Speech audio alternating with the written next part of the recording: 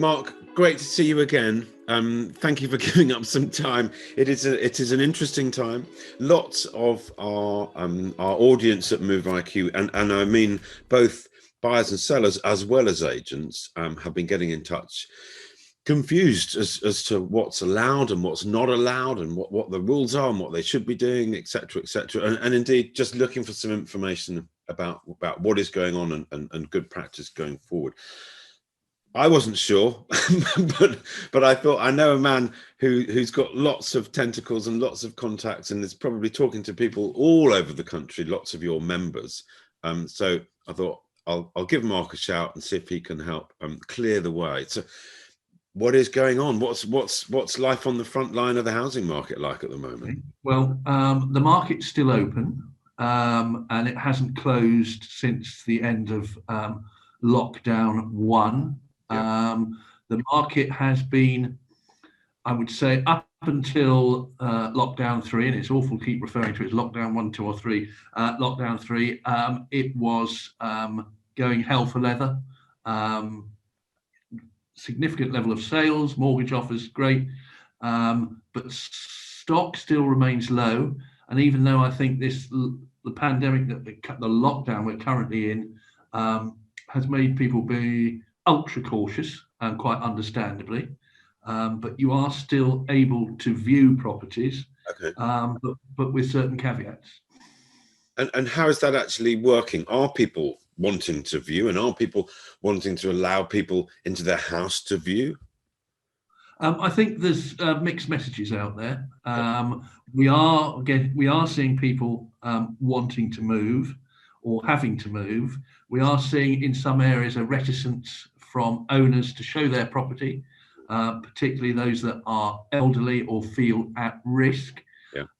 We are urging people to, before you consider a viewing, take a virtual viewing, go through the sales particulars, go on Google Earth, have a look at the area, so you're absolutely sure you want to view it. If you are viewing, you will have to be wearing a mask, have gloves. Only a maximum of 2 of you will be allowed in the property, and we recommend a maximum of 20 minutes within the property. No back-to-back viewings. Property needs to be sterile. Also, the working surfaces need to be sterilised, door handles, etc., between viewings. So yes. It is we're proceeding with caution. Okay. And how about on the sort of business side? How are the agents interpreting all of those rules? Are they following them all? I think there is a balance. There's a moral dilemma, and there is a commercial dilemma. Moral dilemma is I need to protect my staff. It's more difficult with this lockdown because we've got childcare coming into the issue, homeschooling. So it's more difficult to balance a working from home environment. You know, if you've got 10-year-old terrorists who are about to burst into the room, or you've got to get them to sit down and do classes. Yeah. I think agents are being sensible. They're having the minimum amount of people within the office, again, taking utmost precautions. But they're having to balance that. And there have been some calls, you know, why can I can't go and see my grandmother, but I can go and view a house. Yes. And therein lies the problem, because there is confusion, but that equally people want to move, people want to sell, but is it the right thing to be doing, and are people doing it? I guess that's what I was interested in hearing. Well, I think they have to make, those that are viewing need to make a judgment whether they want to do it. Those that are selling may want to put their sale on hold. Yep. But we're already seeing this, you know, since the beginning of January, people wanting to put their houses on the market. They know they're not going to meet the stamp duty deadline. They're happy to look to move in spring and summer, but they're moving for specific reasons. And since we came out of the first lockdown, the reason to move is not the general either aspirational move or my house isn't quite big enough. It's a bigger shift in terms of priorities. With that, having been locked in your house for so long, is it the right house for me? I want some outside space. I mean, it's no longer, sadly, location. It's what do you mean? I'm sorry. You'll have to rebrand. It's good broadband speed. Yes. Home office, green space.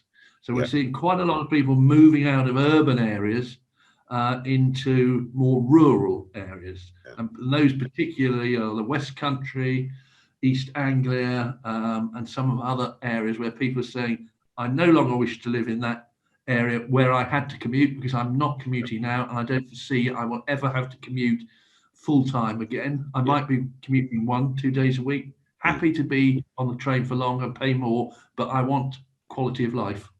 So there are different drivers.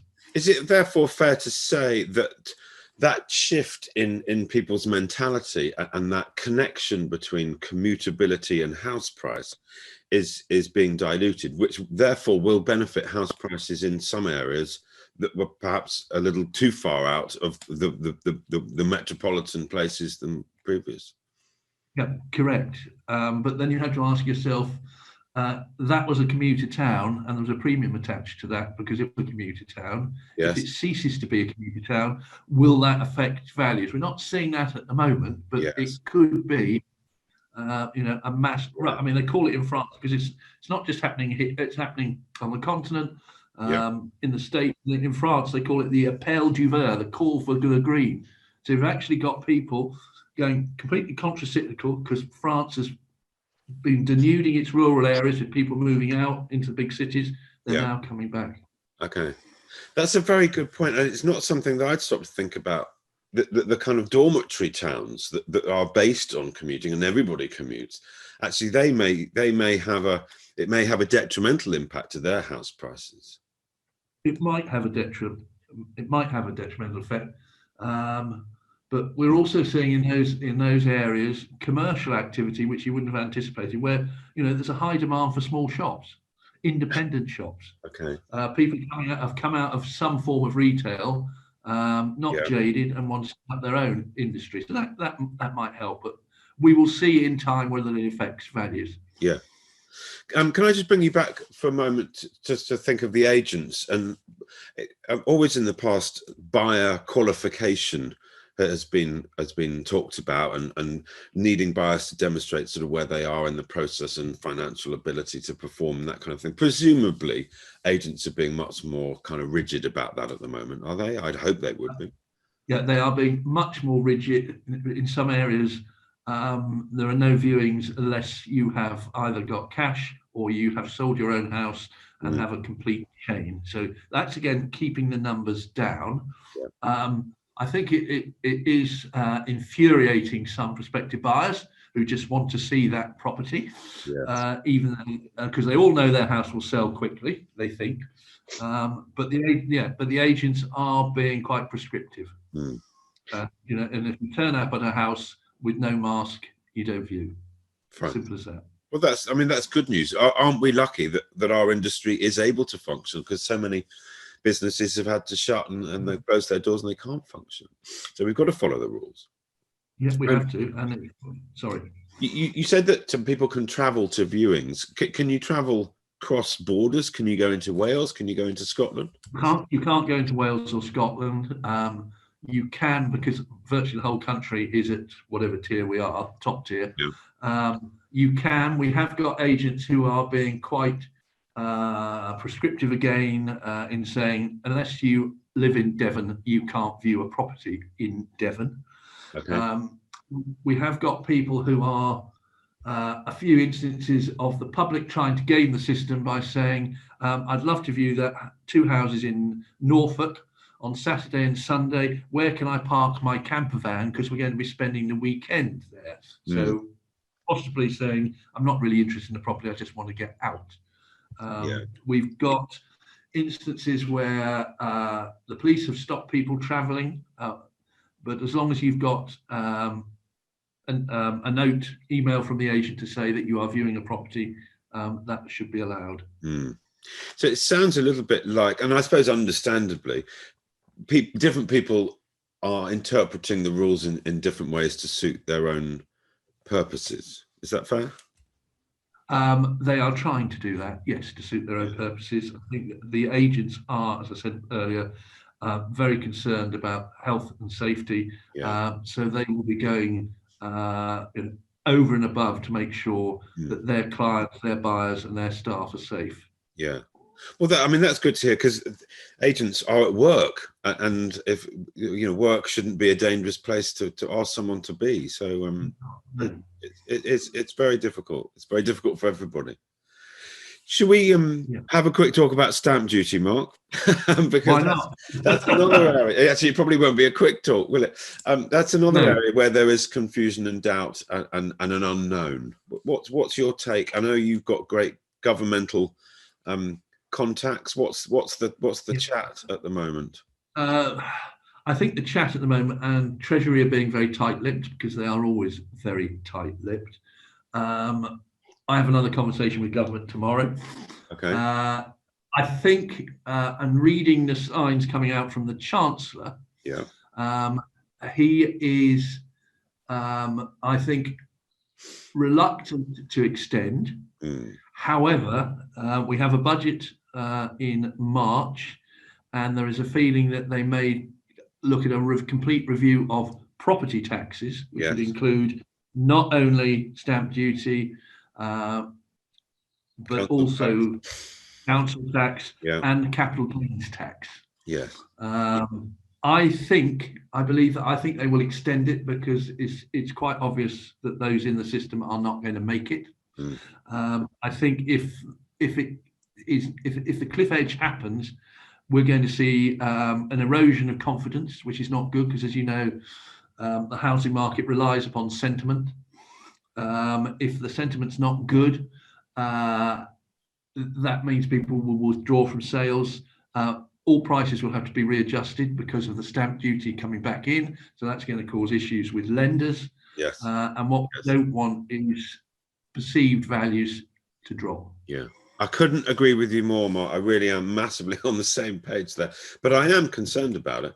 And I've read about the government considering the whole kind of shake up of the property tax. I just question whether they could pull that off within a couple of months, because it's a huge offer. You can't do it. No.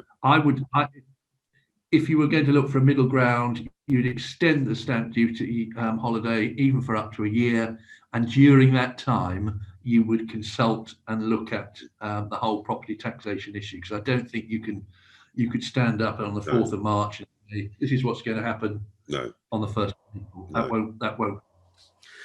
My own feeling is that he needs to keep people very motivated and focused towards that date at the end of March, which is why they're probably being tight-lipped.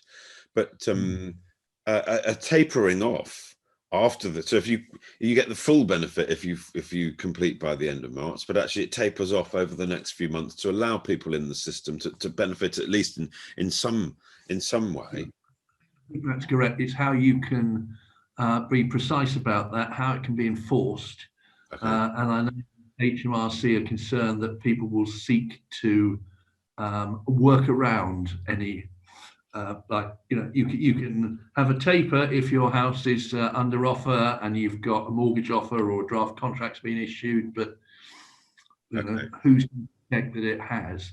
But I agree with you that I don't think they'd announce anything at the moment, because they want to keep people moving forward and chains intact. The beginning of March might be quite a good time to say, I'm going to extend it. Yeah. Mark, that's super interesting, super helpful. But I think the way ahead it is uncertain, and we do have to find workarounds, but we also have to keep everybody safe and the housing market alive. So everyone needs to do what we can, buyers, sellers, agents, everybody involved. But massively appreciate your expertise and your time. Thank you so much. Pleasure. Lovely. Have a great day. Nice to see you. Okay, thanks, Phil. Bye. Bye-bye.